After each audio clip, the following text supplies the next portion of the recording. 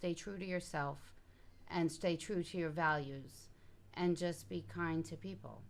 And people will come to you. This is Don't Fear Grit with Rob Taormina. Marketing strategies and advertising technologies to help you build a better business. Hey guys, welcome back. In this episode, we have a local expert who literally treats everyone like a pin cushion, and that's right, acupuncturist, people. And she's amazing. She has a brand new place in the area, but she's not brand new to the medical field. Welcome, Jen. How you doing? Great. How are you? I am awesome. Honestly, I'm thrilled to have you here. Your level of an area of expertise is someone that I've actually been wanting to talk with. I'm not even gonna lie, for a long time. Awesome. I've been poked and prodded in my life, and so I've got questions. But if you could do me a favor, just give some context to everyone watching and listening, who you are, what you do, and where your shop is. Okay, so my name's Jen Muilenburg. I am a longtime nurse and nurse practitioner.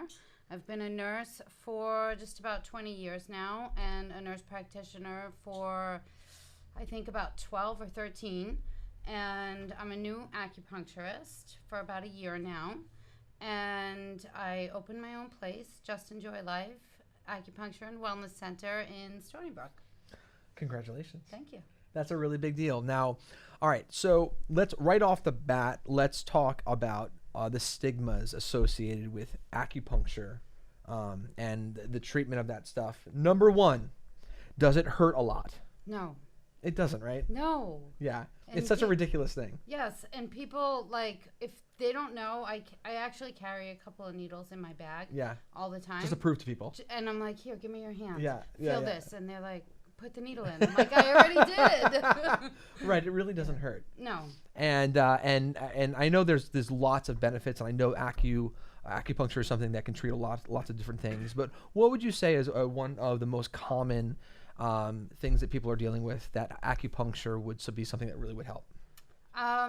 It treats all kinds of pain. I think that's the most common ailment that I treat on a daily basis. All kinds of pain. Gotcha. Knee pain, back pain, shoulder pain, headaches. That's probably the most common. Yeah. And I'd say like the most uncommon thing that it works so great for is like GI issues, like stomach issues. Really? Yeah. Anxiety. You're kidding. No, emotional issues. Wow. Like I love to treat people with like emotional issues, like stress, anxiety, because when they leave, it's an instant result. Yeah. They feel so much better when they walk out. What an amazing alternative too to like just loading your body with drugs too. Exactly. Wow, that's incredible. All right. So what motivated you to get to transition from, you said you were a nurse, right? So you've got a lot of experience in the medical fields. What sort of, was there one sort of pivotal moment, or why did you decide, I'm going to try to venture off? Well, ever since I started nursing school, my goal was to open my own wellness center. That was my goal from day one of nursing school. And I was working as a nurse and probably like the complete polar opposite end of the spectrum. And I started looking around. I'm like, there's got to be something I'm missing. There's got to be a piece that I need. And actually, my cousin went to massage therapy school. And I said, well, let me check out her school. And I started reading the descriptions of all the different programs. And I was like, oh my God, this is it. I found it. And I enrolled that day. Are you serious? Yeah, I was so excited. I'm like, this is it. This is what Wow, I'm going to do. you didn't waste any time. No. Wow. And then a month later, I found out I was pregnant with my first daughter. So it took me a little bit longer than I expected. Okay. All right. 3 children later. Oh my gosh. Wow. All right. So 3 children later, and now you own your own place. I mean, that's exciting. Yeah, I'm thrilled. I love what I do. Yeah. And I'm so excited. Now, were you a little bit nervous? I mean, going from being a nurse, right? You were working for, was it a hospital or a doctor? I worked in hospitals, and then I worked as a nurse practitioner. I did a lot of home visits. Oh, okay. Gotcha. So going from that to now owning your own business, that is a whole nother world by itself, because it's like being a business owner someone who's in the medical field, it's like, all right, I'm not just going to be able to help more people. Now I got to understand everything that comes with owning a business. Right. What was that transition like for you? A little crazy. Yeah. That's honest, a little crazy. Yeah. I really didn't know. Yeah. And I didn't know anything about it. And I just was calling and talking and reading and trying to figure it out and, you know, kind of winging it. And so far, so good. Yeah. I love your story because your story was there was an opportunity and you literally seized the moment. I did. And if you didn't seize the moment, maybe that opportunity would have never presented itself again. Right. So you had no choice, but it was like crash course time. It was. So tell us a little bit about that. Yeah, I did it in, I was working for another acupuncturist, and I had only been there a couple of weeks. And she went on vacation and asked me to cover for her. And right before her vacation, we switched offices from one building to the next. And she didn't turn the lights on. And we couldn't see any patients while she was away. And she came home and said, "We're closed. Sorry." Oh my gosh. And, oh my gosh. you know, my intention was to take over from her in like a year and a half to 2 transition years. a normal amount of time. Exactly.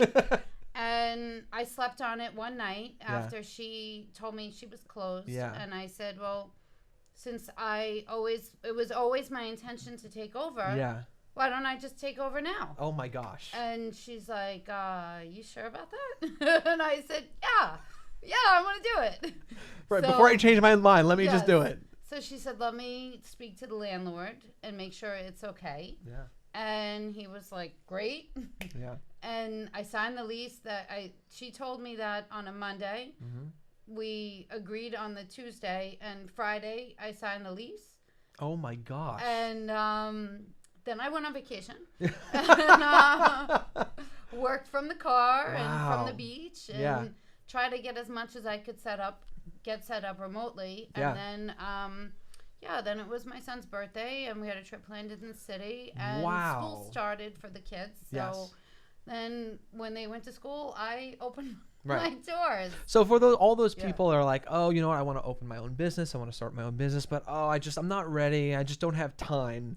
Knowing your story now, what do you have to say to that? I had no time. I still have no time. I thought I had no time before. Now I really have no time. But you did it. But I did it. Right. And so it can be done. I did it backwards. Yeah. I did. Sure. But it did work out. Yeah. And I had to find all of the little things that I needed. I kind of band-aided some things to get me through. And, you know, other things take time. Yes. You know, like I started as a sole proprietor because that was the easiest, quickest way that I could open the doors and have all the numbers and tax ID numbers and things like that so I could get paid. Right. But then I found someone and set myself up as now I'm a professional PLLC, so I'm a professional corporation. Sure. And now I'm legit. I feel like, you know, now I'm real.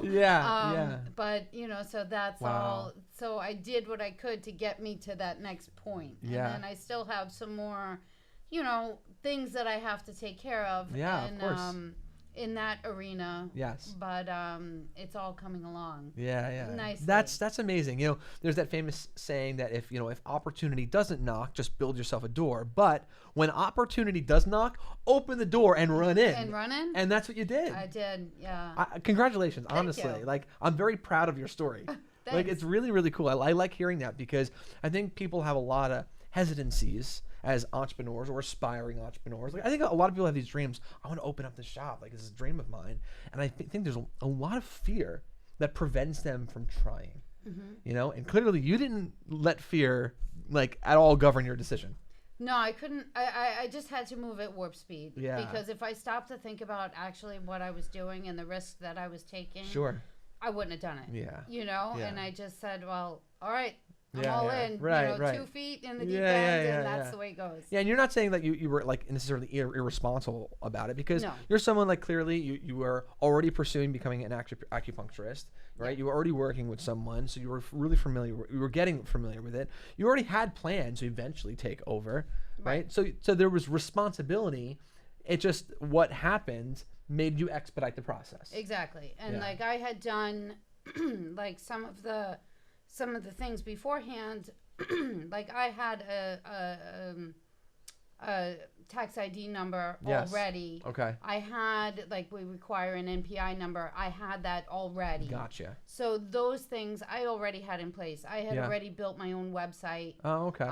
earlier. Oh, wow. So that was all done. I just Yeah. had to change some addresses Yep. and names and numbers. So like Yes. the foundation, the initial building blocks, Yeah. I had already done Okay. prior to all this, just Okay. in preparation because I knew it took time. So I said, oh, well, I don't have anything going on right now. I'll take care of this paperwork, you know. Yeah. And good thing I did. Yeah, that's amazing. So, all right. So, starting a business is exciting. It makes people a little bit nervous. But now let's go to that day where you did it, right? You pulled the trigger. It's yours. You signed the lease. It's day one now. You get back from vacation from the city. Kids are in school, right? That moment where you open up your doors and you see your very first patient. What was that like? It was actually quite funny. Okay, sticking people with nut needles are funny. That part of it went fine. That was okay. But she came in, and I know this person. She is a friend of mine. She's a neighbor of mine. Okay. And our kids go to school together. Yes. And she's like, oh, she saw me at the preschool in the morning, and she's like, I have the day off. Why don't I come see you today? Oh my gosh. And I was like, okay. And I'm like, well, I wasn't really planning on it, but sure, come on in. Yeah. I'm like, how's 11 o'clock? So she comes in. Oh my gosh. And her treatment goes fine. There's no issues, no problems. But she goes to pay me. And she hands me a credit card. And I'm like, I can't take this. And she's like, Jen, this is a business. I know we're friends, but you have to take my money. Yeah. I said, no, you don't understand. I don't have a credit card machine. I said, I cannot take this. Yeah. So she laughed at me and That's she's funny. like, all right, I'll get you next time. And she did. But I was like, oh, sorry. Yeah. You know. So, but I'm assuming you can take credit cards now. Now I take credit Now you cards. can, okay. Yes. You've handled the plastic Yes, portion of it. the plastic part is all set. I take Okay. credit cards, cash, Amazing. whatever. Yeah. That's incredible. Are there any other like forms of payment, or how do people like? Do people need to get a referral from their doctor to see you? How does that work? Not necessarily. Okay. I do take insurance. Okay. And I take insurance. I bill as an out-of-network provider. Got it. So generally what people will do is they give me their insurance information. I call the insurance company. I verify their coverage. I let them know what they have. And then I give them a call back and I say, well, some people have 100% coverage, Wow. which is great. Wow. And some people pay 80%, and the insurance will pay 80, Sure. and they pay 20. Okay. So you just have to see where they are, and then because it's out of network, people usually have a deductible that they have Sure. to meet for the year. Yep. So if they Yep. haven't met that deductible, Yep. I spend it down. So considering that I started in like September, it didn't make any sense to start spending down their deductibles. Oh, I see what you're Because saying. they have to do it again in 3 months anyway. Right. So those people, luckily for me, we worked out a nice deal. Yeah. I gave them an introductory package Great. price, and they paid cash. And then now that January is coming soon, they're still with me. Yeah. And we'll just use No, their insurance, I and then understand. they pay a little bit less. Great. It was a win-win for everybody. Amazing. Yeah. So what are some of the top ways right now that you're finding new patients? I do a lot of social media. Oh, okay. So Facebook and Instagram are Yes. pretty much my two main platforms. Okay. And Google, obviously. sure. I have my Google business page, and I just teamed up with a company, and I'm working with them. They're redoing my website completely. Wow. My website was pretty, but Google didn't like it. Yep. It Sure. wasn't very compatible Yeah. with Google. So they're redoing my whole website for me. Okay. And they've they're doing like all my SEO, my pay-per-clicks, all those kinds of things. So I'm doing a big internet campaign. Okay. I'm generating a lot of reviews from all my clients that come in. Yep. I send them a text, I send them an email, Yeah. and then they write my reviews. They go posted right to my Google business page, to my Facebook page. So now my reviews are going, and just the amount, because you can, obviously, but you can see your insights on it. And where I was getting, maybe a couple of views per day, now I'm like, triple that, quadruple that. And I haven't even started with the new website or anything like that yet. So I just did the Google stuff and a lot of word of mouth. Oh, yeah. A lot of word of mouth. Sure. That's the biggest part about it. And so, like, I treat you, I fixed your back, and then you tell your friend, oh, you got to see this girl, and I have one of my clients, I call her my biggest cheerleader. Yeah. She tells everybody she was a CrossFitter. Oh, okay. And she couldn't do it because she had such bad sciatic pain. And in 7 treatments, I treated her, and she's now back to squatting, like 160 pounds. Oh, my gosh. And having no problems. Right. So she's like, I can't believe what you did. This is awesome. So she told her friend, and now I got half the preschool coming to me. You saved her. Yeah. Of course. So it works. It works. That's why you're doing it, because you really believe in it. I do. It saved my life. God's honest truth. Yes. Really? Yes. Tell that story. Oh, okay. I want to know. Okay. You can't lead with, it saved my life, and then just expect me to move on. I want to know. It did. I was very sick. I got really, really sick about 2 years ago. Okay.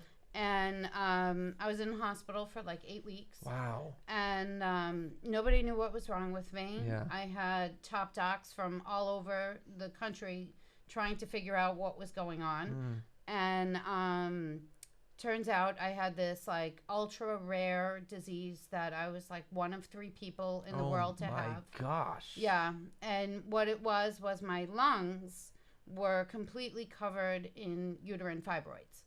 Oh my gosh. And I couldn't breathe. So, I had multiple surgeries. I had lung surgery. I had to have like a hysterectomy. I had to have all this stuff. And I was oxygen dependent.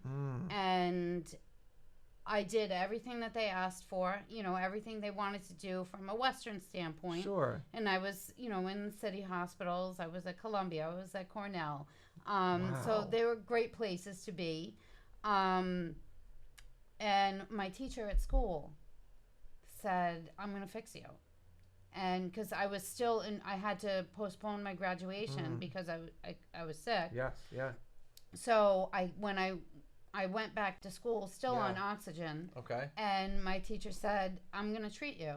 And he did. And I would go 3 days a week. Yeah. And he would put over 100 needles in me every single time. Oh my gosh. And in 3 months' time, I was able to come off the oxygen. And in 6 months' time, like I needed a double lung transplant. And in 6 months' time, I don't need a transplant anymore. I'm fine. I'm good. I'm healthy. I'm, and because he saved me, Yeah. Yeah. That's an amazing story. So I believe in it. I live it. Wow. No wonder you do this. No wonder you were all in. No wonder it was like, all right, you're shutting down. I'll take over. Yeah. I get it now. Yeah. That's amazing. Like I truly, absolutely love what I do. I believe in it. Yeah. But I also have that Western background. Sure. And I know when I get to a point with somebody. Yeah. There's not much more here I can do. Acupuncture is not for you. Yeah. Like you need to see somebody to get this taken care I of. actually think that gives you a leg up, and I think you're going to do marvelous because of that, because you really are coming at it from both sides. Mm-hmm. You really have experience and knowledge and education from both sides, which I think is pretty unusual. So that's amazing. Good for you. Thank you. Everyone should go to you. I think so. Wow. I mean, because you're someone who literally used it. It healed you. Mm-hmm. You're someone who understands both sides of medicine. That's incredible. I think people would really benefit from even just talking with you. Yeah. That's I amazing. love to talk. So. Yeah. So if people like had a question about acupuncture, whether it's they're nervous, they have reservations, or they don't know if what they're dealing with could be treated with acupuncture, how could they get a hold of you? Like, how can they ask a question? You can always call me. Yeah. They can call me. They can visit my website. They can email me. I'm pretty accessible. Yeah. Yeah. Now, what does that process look like? Let's say it's someone that either has tried other treatments that haven't worked, or they haven't tried anything, and someone is like pushing them, you got to try acupuncture. What does that process look like for them from the moment they call you to that moment where it's like, oh my God, I'm actually better? So the first initial step, is pick up the phone. Yeah. Or send an email or a text or something. Mm-hmm. And I'll check your insurance, see if there's coverage, because if you have coverage, might as well take advantage of it. You'll do that for them? Yeah. That's amazing. Yeah, absolutely. Okay. And then figure out whether there's insurance or not. Mm-hmm. And then hopefully there is. And if not, then, I'm pretty affordable compared to others in the area. Yeah. And they come in for their first visit. The first visit is about an hour and a half. Mm-hmm. I do a pretty thorough health history. Okay. Ask a lot of questions that to you may not make sense why I'm asking it. Yeah. But for me, it's a diagnostic standpoint. And I check their tongue. I look at their tongue. That's like a vital sign I like to compare it to. It's like checking your blood pressure at the doctor's office. Okay. And check their tongue, check their pulse, have them get undressed into a gown, get them on the table. I do a fairly light treatment to start off with because we don't know how you're going to take to it. Yep. And then usually I have people come once or twice a week. Okay. And a general course of treatment is 10 sessions. Okay. For most ailments, they'll start seeing results after about that time. I got it. You should start, you should feel some result initially after your first visit. What, really? Yeah. Oh. And then depending on what you're coming in for, but for most things you should see some relief. Okay. Whether it's a couple hours or a day. Yeah. It may not be a full week. Yeah. But it may be a little bit. And then, once you start hitting like that 7th or 8th visit, you should start really feeling, a significant change from the first time you've come in. Okay. And then once we get to the 10th, I do a reevaluation and I look at everything from the first visit to the visit we're at now. Yeah.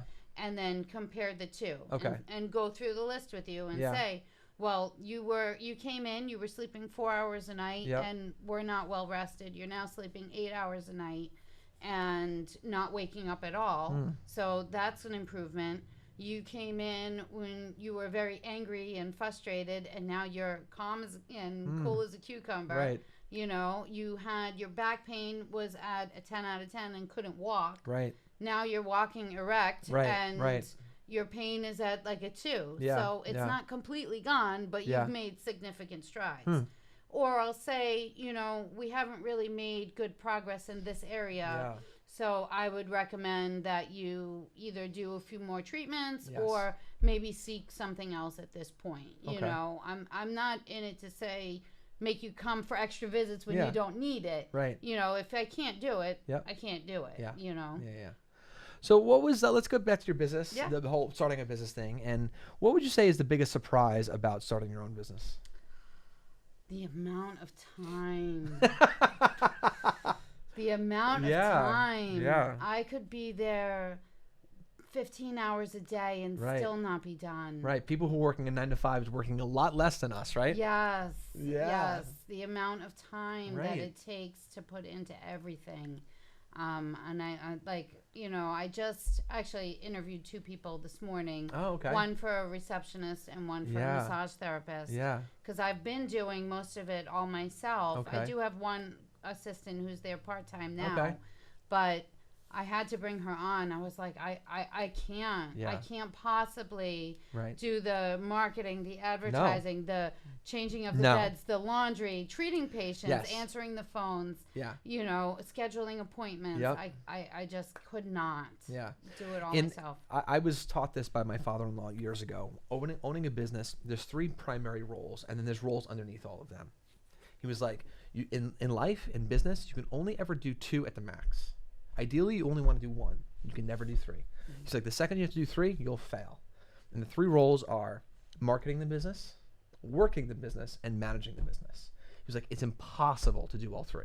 Impossible. Yeah. You can only pick max 2 and try to narrow it down to 1. Yeah. And I always listen to that. And I always like go back to that advice, and it's so true. Even like when we're working with our clients, and we do some biz development stuff as well with some clients and help them out.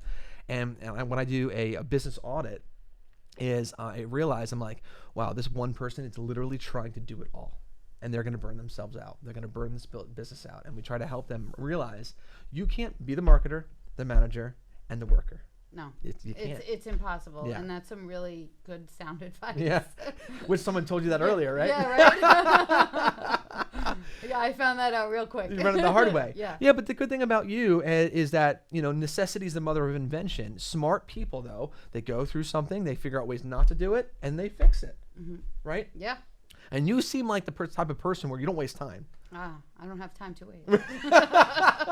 There you go. That's so true. We have no time to waste. Right. Incredible. So, all right. So I'm going to ask some questions that are absolutely not even related. Okay. Right? So what is a book that you have read? It could be anything from a serious medical book to Dr. Seuss. Well, considering I'm in a book club. Oh, come on. Yeah, I didn't know that. Club. Yeah, I'm in book club. Oh, all right. I love my book club. We have T-shirts made and Come everything. on. I swear. It's fun. My wife is like an obsessive, avid reader. She's really? always reading. She blows through like book sets and everything. She just loves reading. Yeah, so. I do a lot of audiobooks. You do? I do. Okay. Because I'm in the car it's and I easier. listen to them. Yeah. But the last book that I read Yeah. was, I don't know, The Power of Persuasion. Okay. And then before that, what did we read for book club? We read The Hate You Give. We Okay. read When the Crawdads Sing. Uh-huh. We just read this murder mystery book, Okay. Blindsided, Oh, okay. by Karen Slaughter. I gotcha. And that was really good. All right. Yeah. Excellent. So good recommendations. Yeah, I try to alternate them. Yeah. Do like one book club read and Sure. then like one business read. Gotcha. All right. Smart. Smart. Get a little bit of everything. And for everyone that's listening, give one piece of advice. Any advice that you want to offer. It could be based on your experience in any field that you've been in, based on some of the mistakes you made, or based on some of the successes you've made. What's one piece of advice that you can give fellow entrepreneurs? Oh, I can think of so many. The best piece I can say is stay true to yourself and stay true to your values and just be kind to people and people will come to you. That seems like great life lesson. Yeah. That's true for business, for family, for friends, how to treat strangers. That's just like good advice. Yeah. So you should put that on a t-shirt. There's $1 million idea right there. There it is. All right. So for anyone that wants to find you locally because they want to, learn more and they want to try to break through their fear barrier and try acupuncture, where can they find you? Who should they call? Give them everything. All right. So my name is Jen Muilenburg. I am at Just Enjoy Life Acupuncture and Wellness Center. We're located at 2500 Route 347, Ornisconset Highway, Building 6, Unit D. D is in David, not 6D, 60 like the number. Okay.